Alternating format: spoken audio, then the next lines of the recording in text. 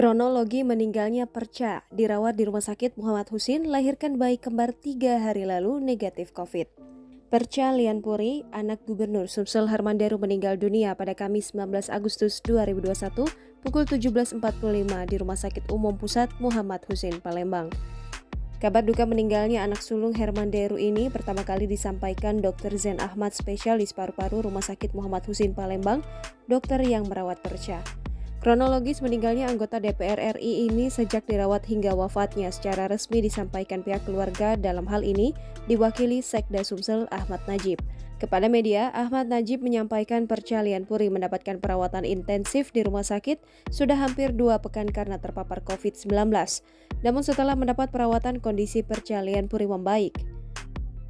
Pada hari Senin 16 Agustus 2021, Perca melahirkan melalui operasi sesar sepasang anak kembarnya berjenis kelamin laki dan perempuan. Saat melahirkan, kondisi Perca sudah dinyatakan negatif COVID-19. Hal ini berdasarkan 2 kali hasil PCR yang hasilnya menyatakan negatif. Terkait kondisi anak kembar Perca, Ahmad Najib mengatakan keduanya sehat dan masih dalam perawatan di rumah sakit. Jenazah Perca Lianpuri, putri sulung Gubernur Sumsel Hermanderu, disemayamkan di rumah duka Gria Agung pada Kamis 19 Agustus 2021. Rencananya jenazah Perca akan dimakamkan di pemakaman keluarga di Gandus pada Jumat 20 Agustus 2021. Hal tersebut disampaikan oleh Wakil Gubernur Sumsel Mawardi Yahya saat melayani di rumah duka Gria Agung. Menurutnya, saat ini kondisi Hermanderu dalam keadaan sehat. Mawardi juga menyampaikan pesan dari Gubernur Sumsel Hermanderu berupa permintaan maaf dari keluarga jika selama hidup Perca melakukan kesalahan. Setelah sampai, jenazah langsung dibawa masuk ke rumah, hanya pihak keluarga yang diizinkan masuk.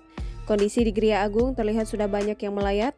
Terlihat beberapa kepala dinas juga sudah datang seperti Kepala Dinas Kesehatan Provinsi Sumsel Lesti Nuraini, Kepala Dinas Pendidikan Sumsel Riza Pahlevi, dan pejabat terkait lainnya.